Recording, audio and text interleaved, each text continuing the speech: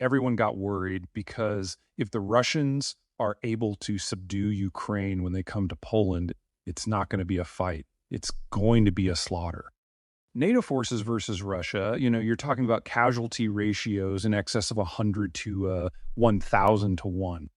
I mean, it'll be a blowout, and in that scenario, the Russians will use nukes. So the decision was made early that any weapon system that the Ukrainians can prove that they can operate and maintain very important detail they can have. And so we've just been steadily ratcheting up the technical assistance in order to help them absorb as much as possible.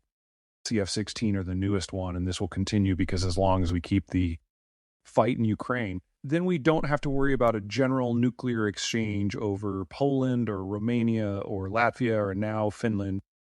The risk moving forward, and I don't think we're going to reach this year, is let's say the Ukrainians are wildly successful and they manage to get the Russians out of all of their territory inside, including Crimea. That won't halt the war. The Russians will keep pushing until they can't, now that they've paid the price for a war but gotten none of the benefits.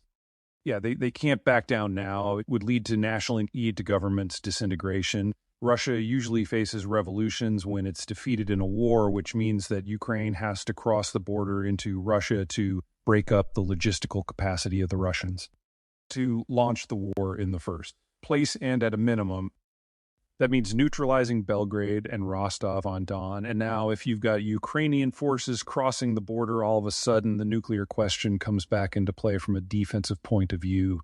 So we are only at the very beginning of this conflict. I gotta admit, I am shocked at how well the Ukrainians have done. I have never been so happy to be wrong. I was convinced that this was all going to be wrapped up in under a year, but the Russians can't back down. And in the end of the day, if the Ukrainians are great, they have to push forward. So this is going to become a broader conflict one way or another. And that introduces a lot of wild cards that we're not ready for it. I'm not sure we can. Let's dive into the offensive issue first. The problem with predicting what's going to happen with this. War is for the Ukrainians to doing everything for the first time. So they repelled assault with the first time using irregular forces. They launched an infantry heavy assault on carpet for the first time. They're now getting ready to do a combined arms for the first time. Just we have no track record here to draw from. As for the Russians, they have underperformed by every possible measure. And so, yes, they've built a lot of defensive fortifications, but if their defensive fortifications were built like their military was planned, well, they're probably not worth anything. We're really uncertain at this point regarding the Chinese. I doubt it. I think we'd have to have a pretty sharp change in circumstance for the Chinese to even consider getting involved.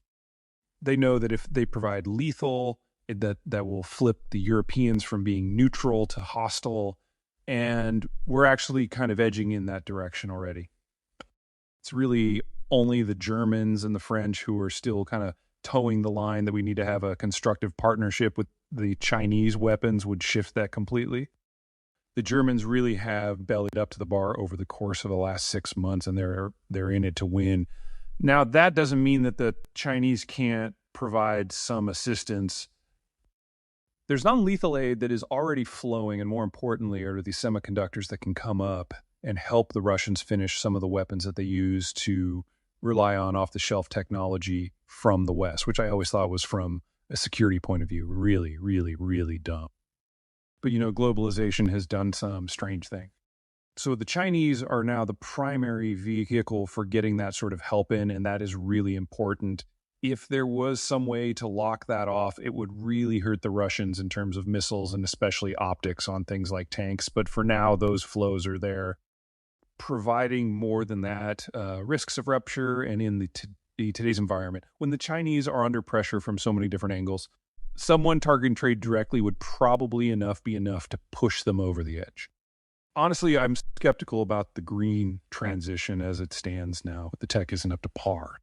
Ready solar panels and wind turbines are great if you're in places that are so sunny or windy, but that's not where 85 of the world's population lives. And in most places, especially places like Moscow or Berlin or Paris or New York or Toronto, if you put up solar panels, you're never going to generate enough electricity to pay down the carbon debt that it took to build them in the first place. just leave the economics to the side.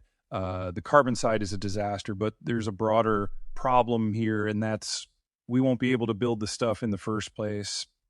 If we really do want to decarbonize and hit net zero, then by the year 2030, we need 2 to 3 times as much copper and 10 times as much nickel and 18 times as much lithium and on and on and on. And on humanity has never doubled.